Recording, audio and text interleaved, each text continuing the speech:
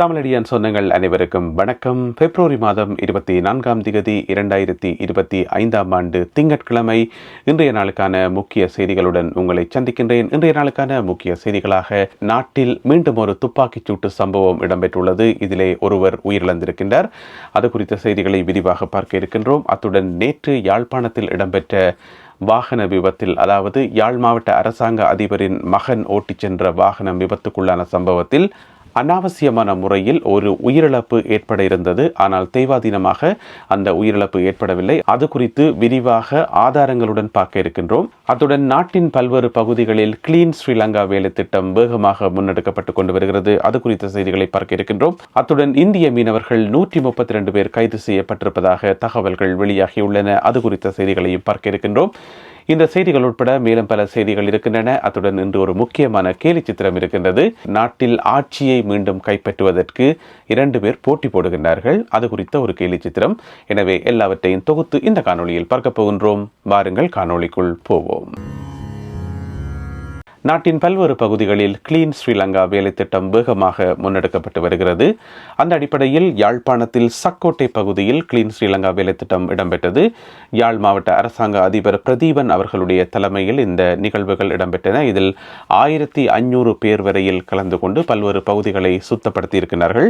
இதில் பாராளுமன்ற உறுப்பினர் இளங்குமரன் அவர்களும் கலந்து கொண்டிருக்கின்றார். அதேவேளையில் முல்லைத்தீவு மாவட்டத்தில் அளம்பில் பகுதியிலும் கிளீன் ஸ்ரீலங்கா வேலை திட்டம் முன்னெடுக்கப்பட்டிருக்கின்றது. அளம்பிலில் இருக்கின்ற கடற்கரை பகுதிகளில் இந்த கிளீன் ஸ்ரீலங்கா வேலை திட்டம் முன்னெடுக்கப்பட்டது. இதிலும் ஏராளமான பொதுமக்கள், அரசு அதிகாரிகள் போன்றோர் கலந்து கொண்டார்கள். அத்துடன் முல்லைத்தீவு மாவட்டத்தில் தெரிவு செய்யப்பட்ட 20 கடற்கரை ஏரியாக்கள், அதாவது பீச் ஏரியாக்கள் சுத்தப்படுத்தும் நடவடிக்கை இப்பொழுது ஆரம்பிக்கப்பட்டிருக்கிறது. கட்டங்கட்டமாக அவை அனைத்தும் சுத்தப்படுத்தப்படும் என்று சொல்லப்பட்டிருக்கிறது. அதே வேளையில் கிளீன் ஸ்ரீலங்கா வேலை திட்டத்தின் கீழ் இப்பொழுது 1000 பாடசாலைகளில் மாணவர்கள் மத்தியில் விழிப்புணர்வை ஏற்படுத்தி மாணவர்கள் மத்தியில் இருந்து கிளீன் ஸ்ரீலங்கா வேலை திட்டத்தை முன்னெடுக்கின்ற முயற்சியும் ஒரு பக்கம் நடைபெற்று வருகிறது. ஊடகவியலாளர் ஒருவருக்கு போலீஸ் பாதுகாப்பு வழங்கப்பட்டிருக்கிறது. இந்த ஊடகவியலாளர் ஒரு சர்ச்சைக்குரிய பிரபலமான ஊடகவியலாளர். அவருடைய பேர் சாமுதித்த சமர விக்ரம. என்ன பிரச்சனைன்னு சொன்னால், இவருக்கு ஒரு ராசி ஒன்று இருக்குது. என்ன ராசி என்று சொன்னால், இவர் யாரையாவது பேட்டி எடுத்தால் அந்த பேட்டி கொடுக்குற நபருக்கு எப்படியும் உயிர் ஆபத்து ஏற்படும் என்று சொல்லி ஒரு நம்பிக்கை இருக்குது. இதுவரைக்கும் இவருக்கு பேட்டி கொடுத்தாக்கள் 4 பேர் உயிரிழந்திருக்கணும். இதில் கடைசியாக உயிரிழந்ததார் பார்த்தீங்கன்னு சொன்னால், கடந்த செவ்வாய்க்கிழமை இரவு மித்தனிய பகுதியில் மர்மமான முறையில் உயிரிழந்த கச்சா எனப்படுகின்ற ஒரு நபர், அவருடன் சேர்த்து இதுவரை 4 பேர் உயிரிழந்திருக்கிறார்கள். என்ன பிரச்சனைன்னு சொன்னால், இவர் ஒரு முக்கியமான ஊடகவியலாளர். இவருக்கு பேட்டி வழங்குபவர்கள் ஏராளமான ரகசியங்களை, கடந்த காலங்களில் நடந்த அநியாயங்களை, ரகசியங்களை, சாட்சியங்களை இவருடைய பேட்டிகளிலே சொல்லிவிடுகிறார்கள். அதன் பின்னர் அந்த பேட்டி கொடுத்தவர்கள் மர்மமான முறையில் உயிரிழக்கிறார்கள். எனவே இவருக்கு இப்பொழுது போலீஸ் பாதுகாப்பு வழங்கப்பட்டுள்ளது. யாழ்ப்பாணம் கோப்பாய் பகுதியில் வயோதிப பெண்மணி ஒருவருடைய சடலம் கண்டுபிடிக்கப்பட்டுள்ளது. உருக்குலைந்த நிலையில் நேற்று ஞாயிற்றுக்கிழமை அவருடைய சடலம் மீட்கப்பட்டிருக்கிறது. உயிரிழந்தவருடைய பேர் என்னென்னு பார்த்தீங்கன்னு சொன்னால், பிரவுன் ராசா நாகேஸ்வரி என அடையாளம் காணப்பட்டுள்ளது. அவருக்கு 78 வயது. அவர் தனிமையில் வசித்து வந்ததாக சொல்லப்படுகின்றது. அதனை அடுத்து நேற்று அவருடைய சடலம் உருக்குலைந்த நிலையில் ஒரு வீட்டிலிருந்து கண்டுபிடிக்கப்பட்டுள்ளது. யாழ்ப்பாணம் கோப்பாய் பகுதியில் இப்பொழுது அந்த உடல் யாழ் போதனா வைத்தியசாலையில் உடல் கூற்று பரிசோதனைக்காக ஒப்படைக்கப்பட்டுள்ளது.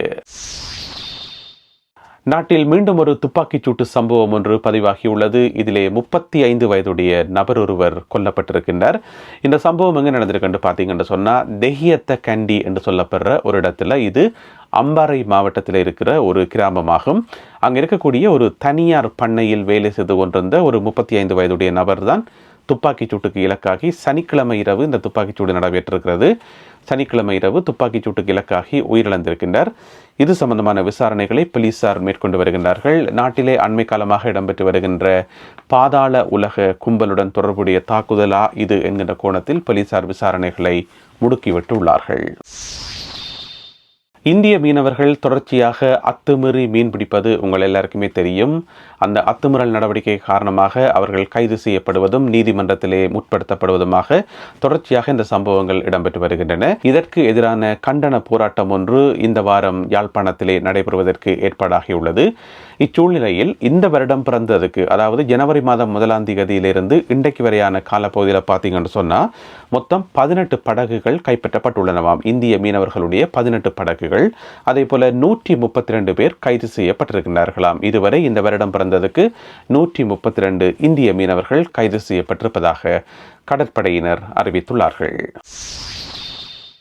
அடுத்ததாக நேற்று யாழ்ப்பாணத்தில் இடம்பெற்ற மோசமான மற்றும் ஏற்றுக்கொள்ள முடியாத ஒரு விபத்து குறித்து பார்க்க இருக்கின்றோம்.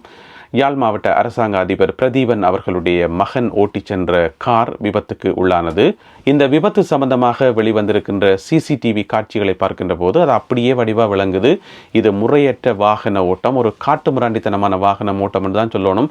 இதுக்கு வேற வார்த்தை பயன்படுத்த தெரியல. ஏன்னு சொன்னால் அப்படித்தான், காட்டு மிராண்டித்தனமான வாகன ஓட்டம் தான். என்ன பிரச்சனை என்று சொன்னால், இடது பக்க ட்ராக்கில் ஒரு ஆட்டோ போய்கொண்டிருக்குது. அது ஒரு அளவான வேகத்தில் போய்கொண்டிருக்குது. இப்போ அந்த ஆட்டோவை ஓவர்டேக் பண்ணணும் என்று சொன்னால் என்ன செய்யணும், வலது பக்க ட்ராக்குக்கு காரை இறக்கி வேகமாக போய் அங்கால ஓவர்டேக் எடுக்கணும்.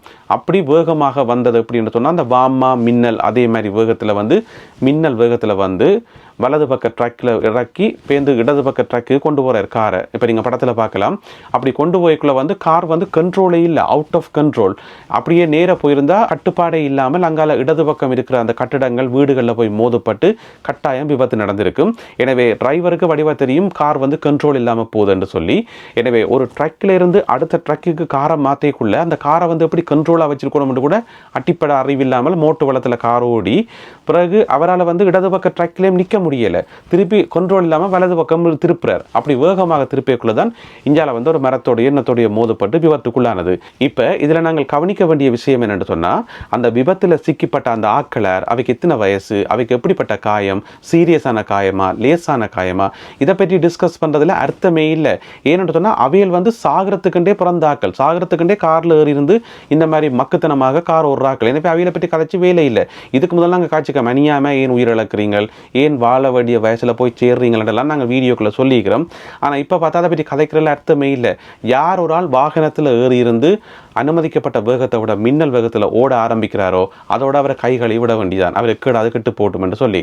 இதில் நாங்கள் கவனிக்க வேண்டிய முக்கியமான விஷயம், இந்த சிசிடிவி ஃபுட்டேஜில் பாருங்கோ, இவர் இங்கே வலது பக்கம் காரை வெட்டி கொண்டு போய் அதில் ஒரு மோட்டர் சைக்கிள் ஒன்று வருது, சிவப்பு கலர் மோட்டர் சைக்கிள் ஒன்று. இப்போ நீங்கள் பார்க்குறீங்க, இதில் இந்த மோட்டர் சைக்கிள் அட்டுந்தப்பில் தப்பி இருக்குது. அனாவசியமாக அந்த மோட்டர் சைக்கிளில் வந்தவர் படுகாயமடையவோ உயிரிழக்கவோ நேர்ந்திருக்கு. ஆனால் ஒரு மைக்ரோ செகண்டுக்குள்ளே கடவுளோட செயலால் அந்த ஆபத்து ஏற்படலை. அதுக்கு பிறகு அவர் திடுக்கிட்டு அந்த மோட்டர் சைக்கிளை நிப்பாட்டி போட்டு நின்று திரும்பி பார்க்குறாரு பாருங்க. அப்போ இதில் என்ன நாங்கள் தெரிஞ்சு கொள்ளணும்னு சொன்னால், இந்த மாதிரி கார்களில் வாகனங்களில் வேகமாக ஓடி மோட்டு வளத்தில் வாகனங்கள் ஓடி ஆக்சிடென்ட் பட்டு சாகராகளை பற்றி எங்களுக்கு கவலை இல்லை. ஏன்னு சொன்னால் அவைக்கே தவையில் அக்கறை இல்லை, அவைக்கே வாழணும்ன்ற எந்த விருப்பமும் இல்லை. நாங்களே தேவையில்லாம் கவலைப்படணும். எனவே அவைக்கு நாங்கள் என்ன சொல்கிறோன்னு சொன்னால், உங்களுக்கு சாக விருப்பம் என்று சொன்னால் எங்கேயாவது ஆக்கள் இல்லாத ஒதுக்குப்புறமாக போங்கோ. எங்கேயாவது தனிமையில் இருக்கிற ஒரு ரோட்டுக்கு போயிட்டு அங்கே நீங்கள் கண்மூடித்தனமாக முதல்ல போய் செக் பண்ணுங்க, புளிய மரம் இருக்கா, பனைமரம் இருக்கா, எங்கே கொண்ட மோதலாம், எவ்வளோ வேகத்தில் போய் மோதினா குயிக்காக போய் சேரலாம், இந்த மாதிரி கணக்கெல்லாம் எடுத்து போட்டு நீங்களா போய் கூட வாட்டில் மோதி போய் சேருங்க. யார் வேணான்றது, நாட்டுக்கு பாரமான ஆக்கள் இருக்கணும்னு சொல்லி எந்த விதமான கட்டாயமும் இல்லை. அதுக்காக ஏன் ரோட்டில் ஒரு அப்பாவிகளை கொள்றீங்க? இதுதான் எங்கட கேள்வி. ஏன் அப்பாவிகளை கொள்றீங்க? அதில் வந்த மோட்டர் சைக்கிள், அந்த சிவப்பு மோட்டர் சைக்கிளில் அவர் ஒரு 3-4 பிள்ளைகளோட தந்தையாக இருக்கலாம், வீட்டை பிள்ளைகள் பசியோடு இருக்கிறதுக்கு சாப்பாடு வேண்ட வந்த ஒரு தந்தையாக இருக்கலாம், ஒரு சகோதரனாக இருக்கலாம், யாராக இருக்கலாம். என்ன அப்படியான ஒரு ஆளை அடிச்சு கொள்றதுக்கு உங்களுக்கு எப்படி தைரியம் பெறுது?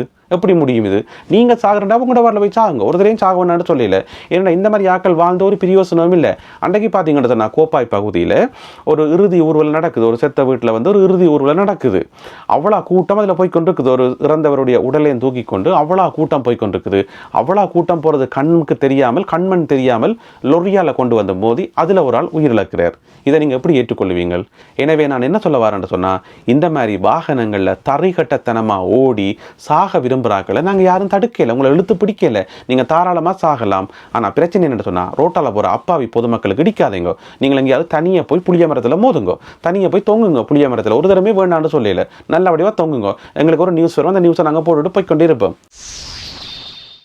இங்கே நேற்று நடந்த சம்பவத்தை பற்றி சமூக வலைத்தளங்களில் என்ன விவாதம் போகுதுன்னு சொன்னால் அது அவருடைய அப்பாவினுடைய வாகனமா, அதாவது அரசாங்க அதிபருடைய உத்தியோகபூர்வமான வாகனமா இல்லையா, அது அவருடைய அரசாங்க வாகனமா இல்லை தனியார் வாகனமா, இந்த மாதிரி ஒரு விவாதம் போய்கொண்டிருக்குது. அதாவது அரசாங்க வாகனமாக இருந்தால் அது ஒரு பிரச்சனை, அதுவே அவருடைய சொந்த வாகனமாக இருந்தால் ஒரு பிரச்சனையும் இல்லை. இந்த ரேஞ்சில் விவாதங்கள் போய்கொண்டிருக்குது. அன்பான மக்களே, அது அரசாங்க வாகனமோ தனியார் வாகனமோ அது ரெண்டாவது பிரச்சனை. முதலாவது பிரச்சனை என்னென்னு சொன்னால், இந்த மாதிரி ரோட்டு ரூல்ஸை மதிக்காமல் ரோட்டில் அனுமதிக்கப்பட்ட வேகத்தை விட மோட்டு வளத்தில் வாகனம் ஓடுறாக்கள் எப்போ திருந்த போயினோம். எனவே நீங்கள் வாழ்க்கை வருத்த ஆக்களாக இருக்கலாம், சாக துணிஞ்ச ஆக்களாக இருக்கலாம், அல்லது உங்களுக்கு மேல் லோகத்தில் ஏதாவது அப்பாயின்மெண்ட் இருக்கலாம், ஒரு பிரச்சனையுமே இல்லை. நீங்கள் மட்டும் போய் சேருங்கோ, அவ்வளோதான் நாங்கள் சொல்கிறோம். நீங்கள் மட்டும் போய் சேருங்கோ, ரோட்டில் போகிற அப்பாவிகளை அடிக்க வேண்டாம். இதுதான் எங்களுடைய கோரிக்கை. அடுத்ததாக இன்றைய கேலி சித்திரம் கார்ட்டூன்.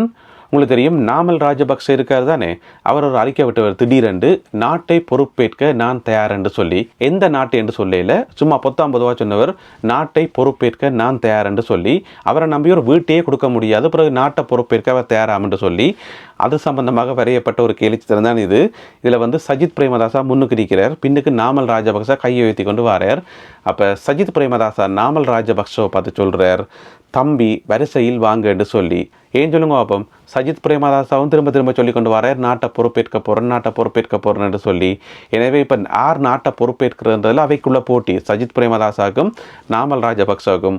அதனால தான் சஜித் சொல்கிறார், தம்பி வரிசையில் வாங்க என்று சொல்லி. எனவே இந்த கேலி சித்திரத்தை பார்க்கக்குள்ள நீங்கள் என்ன நினைக்கிறீங்க என்பதை மறக்காமல் கீழே எழுதுங்கள். மீண்டும் மற்றொரு காணொளியில் உங்களை சந்திக்கின்றேன். அதுவரை நன்றி, வணக்கம்.